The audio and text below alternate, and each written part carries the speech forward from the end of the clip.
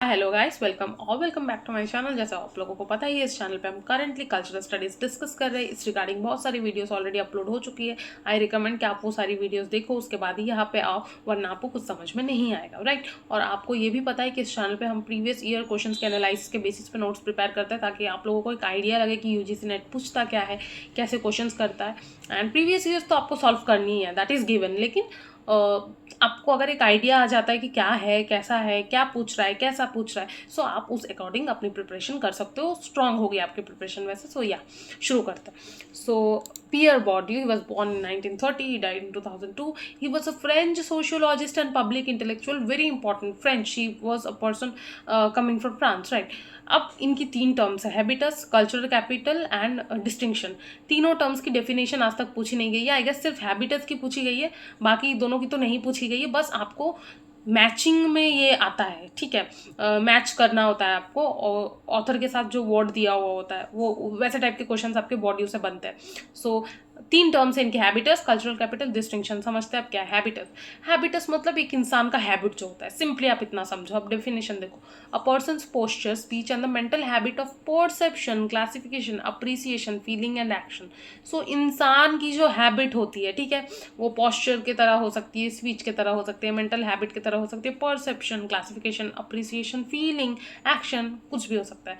उसके बाद habitus is the way that people perceive and respond to the social world they inhibit by the way of their personal habits, skills and disposition of character. Again वही habit जो हमारे habit का part है वही है।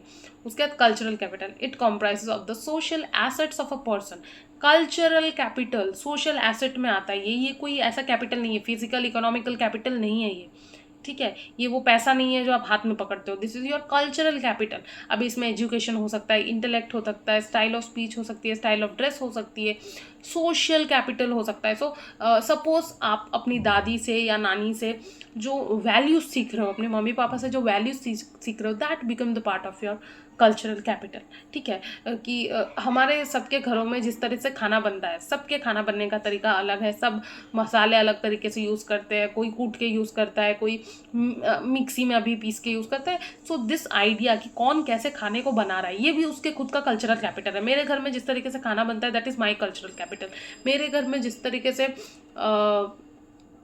हम बातें करते हैं, that is my cultural capital. वो भी कोई और इंसान की बातें करने के तरीके से बहुत अलग हो सकता है, ठीक है। सो yeah this becomes your cultural capital. This is not your economic capital, पैसा नहीं है ये, again, right. This is your cultural capital, जो हम खानदानी धरोहर जिसको बोलते हैं, ठीक है।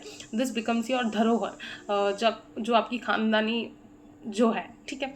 उसका distinction it refers to the social force and processes by which individuals use the taste and everyday choices like preference in art, food and clothing to differentiate themselves from others and signal their social status.